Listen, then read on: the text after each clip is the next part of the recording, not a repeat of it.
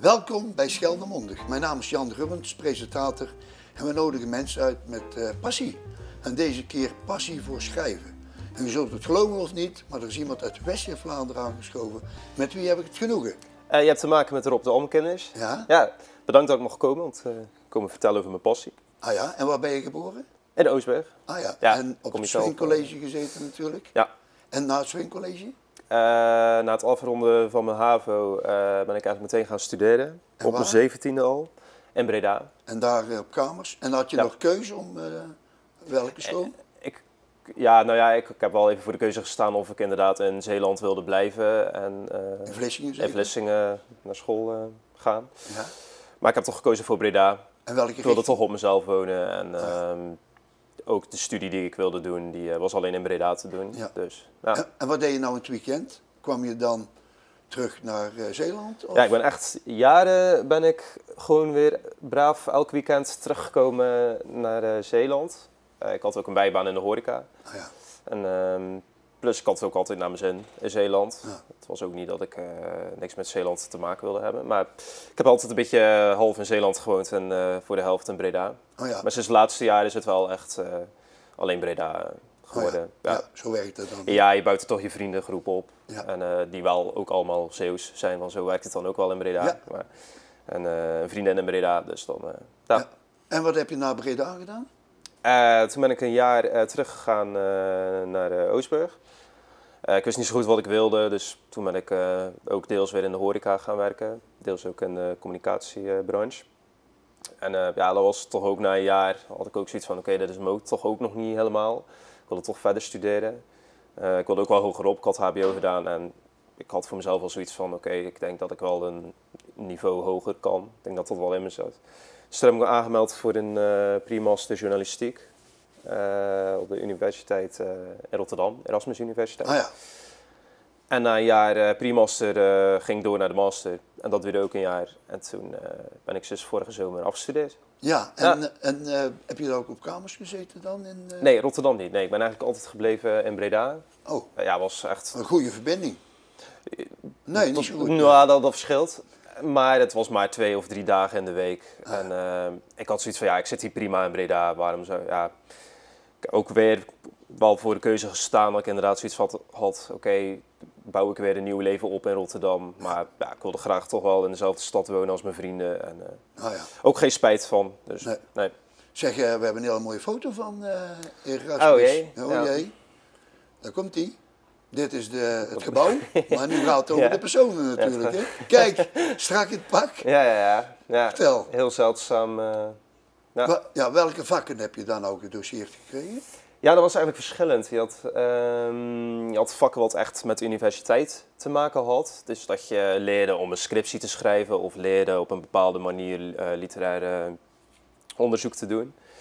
En dan had je ook vakken die echt met journalistiek te maken hadden. Zoals workshops, dat je echt zelf rapportages moest gaan maken of nieuwsberichten. Maar ook echt heel theoretisch. Ja, het is natuurlijk een master, dus Ja. heel veel theorie. En Maar- heb je ook nog stage gedaan? Nee, dat niet. Nee. Echt niet, hoeft dat niet? Nee, en dat vind ik ook wel eens een nadeel aan een Ja. studie op de universiteit. Dat je heel veel over de theorie leert, maar dat de praktijk dan toch een klein beetje achterblijft. Achteraf had ik ook wel zoiets van, oké, ik had misschien toch beter een hbo-studie journalistiek gedaan, waar je toch ook wel praktijkervaring op doet. En al langzaam ergens een redactie binnenrolt. Ja. Maar dat was hier niet het geval. Nee. Ik had er nog wel voor kunnen kiezen om na mijn studie een stage te doen. Maar goed, dan doe je dat ook weer voor een vergoeding van ja, €300 in de maand. En ik had zoiets van, oké, ik ben nu 26. Ik wil eigenlijk gewoon eerst eens geld verdienen. En dan Ja, zie ik het nou, eigenlijk lijkt me alweer. logisch. Ja, precies. Ja. Ja, je hebt heel je leven voor je. Huisje, Ook boompje, dat, beestje, ja, wie precies. weet. Hè? Ja, en de journalistiek, ja goed, het is een heel mooi vak. Maar het is geen rooskleurig bestaan van Nee. dat je daar een 40-urige baan uit haalt. Nee. Het is toch vaak heel hobbymatig naast een bestaande baan Ja, in de ja. communicatie of als redacteur ergens voor een commercieel bedrijf. Ja. Maar wat doe je nou? We leven nu opnames in december. Ja, Wat doe je nou? nou ik zit nu een beetje in between jobs eigenlijk. Vertel. Want in januari ga ik starten met een nieuwe baan. Echt waar? Ik heb eigenlijk, ben nu bezig met de laatste week van mijn huidige baan. Oh ja. Dus, En een huidige baan was, wat deed je dan? ja, was, ik ben tenderschrijver voor een communicatiebureau, Conquest heet dat. Zit in Strijen. Ik heb daar nu een goed jaar gewerkt als tenderschrijver, dus ik weet niet of je precies weet wat tenders zijn, maar dat Nee, is dus... ik weet er wel iets van, maar de kijkers zijn zeer ja, snap benieuwd. ik. Ja, dat ga ik nu uitleggen. Ja. Dus even kortom, bouwbedrijven willen een bepaald project ergens bouwen, hier in Oostburg bijvoorbeeld. Alleen om dat te doen moeten ze inschrijven op een tender, heet dat. Ja. Dat is meestal vanuit de overheid, in de meeste gevallen, vanuit de gemeente. En bouwbedrijven kunnen dan een plan van aanpak schrijven en indienen waarin zij kort uitleggen hoe ze het gaan aanpakken, met welke middelen, hoe duurzaam ze zijn, Ja. een beetje dat soort onderwerpen. Ja, dat is niet alleen voor journalistiek, maar dat geldt ook in andere Ja, takken precies. van sport Ja. en bedrijven. Hè? Ja. Dus het is inderdaad wel een vak waar je inderdaad journalistieke aspecten in hebt. Van, je doet toch onderzoek van wat zo'n project inhoudt en wat de gemeente toch wil horen. Ja. Ja, om toch het meest succesvolle Ja. project daar Maar je zei te bouwen. job between, dus strijden dat is per 1 januari gedaan. Ja. En wat ga je dan doen? Ja, dan word ik webredacteur bij de overheid. Zo, Ja, dus dat is wel wat meer in het straatje van journalistiek. en wat houdt dat in dan bij zo'n ministerie? Ja, ik kom inderdaad bij ministeries terecht dan, als het goed is. Ik ben nog even afwachtende wat een eerste opdracht wordt. Maar de kans is groot dat bij een ministerie Oh, ja. kom, want daar... En welk zijn heel veel ministerie aan. is het? dat is nog niet bekend. Nee. Oh, dus Nee, je ik bent... ben, ja, ik ben wilt- nog echt even... Ik weet dat ik voor de overheid ga schrijven, maar nog niet Nee. precies hoe en wat. Dus En waar is dan het kantoor of kun je dan thuis doen? in Den Haag. Ja, maar goed, Maar- nu met corona, vooral de overheid gaat natuurlijk vooral thuiswerken Ja, zijn. Maar ja. ik doe het vanuit een commercieel bedrijf, Presenter heet het. Ja. En daar zit ik dan wel gewoon fysiek. Ja. Vooral in het begin, als ik word ingewerkt. Ja. Tenminste, dat hoop ik. Ja. Nou, in ieder geval Ja. van harte proficiat. Ja, want dankjewel. ik ken Ja, die ben wereld blij een mee. beetje. Ja, Maar er zijn natuurlijk ontzettend veel mensen ja. die een baan zoeken. Hoe is het nou Robert gelukt om die baan te krijgen? Ja, toch een stukje volhardheid. En ja, Passie. een passie inderdaad, die ik dan toch wil uitvoeren. En ja, ik zag het ook op mijn huidige werk, was zeker geen onaardige baan, helemaal niet. Alleen ik had wel zoiets van, dit is geen baan waar ik mezelf over 10 jaar nog zie. En als je dat al denkt, heb ik zoiets van, dan kan je beter het proces nu al beginnen met een andere baan zoeken waar je dat gevoel wel hebt. Ja. Dan, Nou, ik ben nog jong en ik heb geen zin om jaren weg te gooien en pas in 30 jaar erachter te komen Nee. dat het hem toch niet was. Terwijl ik dat al die tijd al wist. Ja. Ja. Nou, we hebben weer een foto toegestuurd gekregen en die vind ik wel zo ontzettend mooi. Kijk, Oh, kijk, ja. vertel, postduif. Nou, Postduif. ik Ja. zie die veer. Wie heeft dit verzonnen? Ikzelf. Zo, Ja. knap. Ja. Nou, de kleuren en de veer en die streep eronder. Ja. Ja, ik heb zelf CMD gevolgd dan in Breda. Dat was een grafische opleiding, dus ik wist wel ongeveer hoe je te werk moest gaan met dat soort programma's. Dus ik heb zelf het logo ontworpen. Iemand van mijn werk heeft het nog een klein beetje her en der Ja, ja. bijgeschikt. Maar Dus de een credits gaan ook postduif wel naar was hem. natuurlijk, voordat er Scheldemondig was, Ja, en ja. niet met eentje op pad, was Ja. dat de manier om bericht over te brengen. Ja, op een precies. snelle manier. Ja. Ja, dat is heel goed gekozen. Ja. Ja. We gaan naar de volgende foto. Oh. Kijk, Ja.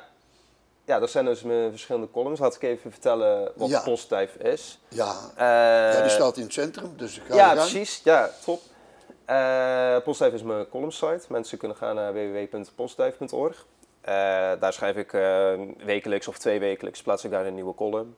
Vaak vanuit mezelf geschreven. Waar ik inga op iets. Ja, het kan eigenlijk van alles zijn.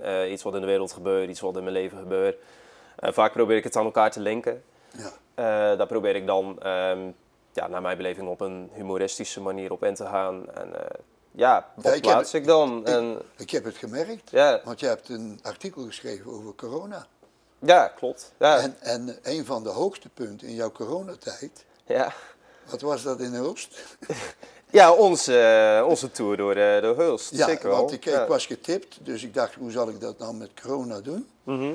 En toen heb ik jou uitgenodigd om naar Hulst te komen, daar een rondleiding gegeven, we hebben over de wallen gelopen. Ja.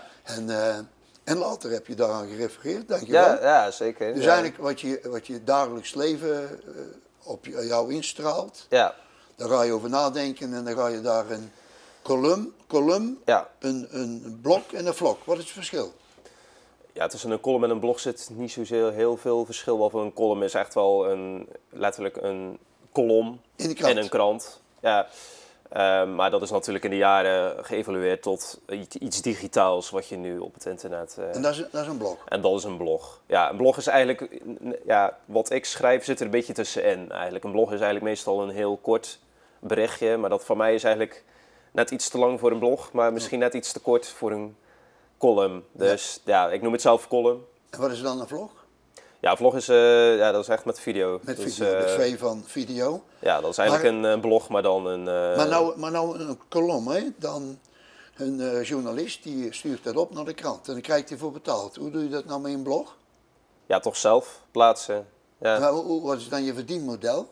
ja momenteel verdien ik er niks aan. Dus, Nee. Maar hoe echte bloggers het doen, dat kan op verschillende manieren. Bijvoorbeeld reclame op een website naar commerciële bedrijven. Bijvoorbeeld bol.com, ik zeg maar iets. Ja.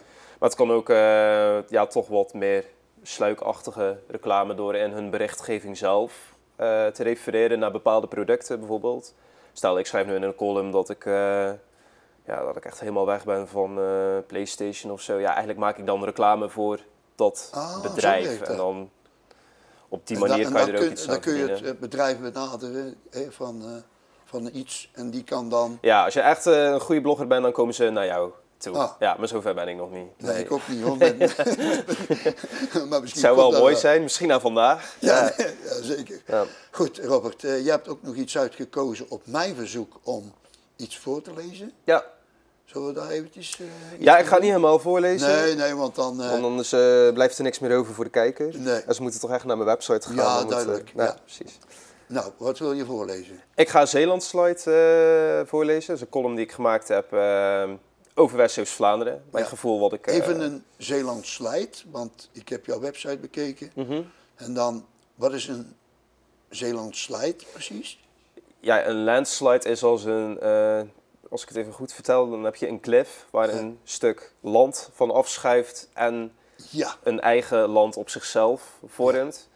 Vraag me niet hoe ik erop ben gekomen, het borrelde in mijn hoofd. En ik moest ook denken aan dat nummer van Fleetwood Mac over de landslide. Oh ja. Ja. Nou, dan moet je zeker een keer op jouw website, moet je dat liedje... Ja, mensen moeten het maar lezen. En waarom ik ervoor gekozen heb, omdat dat gevoel heb ik altijd een beetje met Zeeland. Dat ik een eigen stukje Zeeland naar Breda heb genomen, waar ik ook Zeeuwse vrienden heb. En, nou, Weet je dat wij al bij overeenkomsten hebben?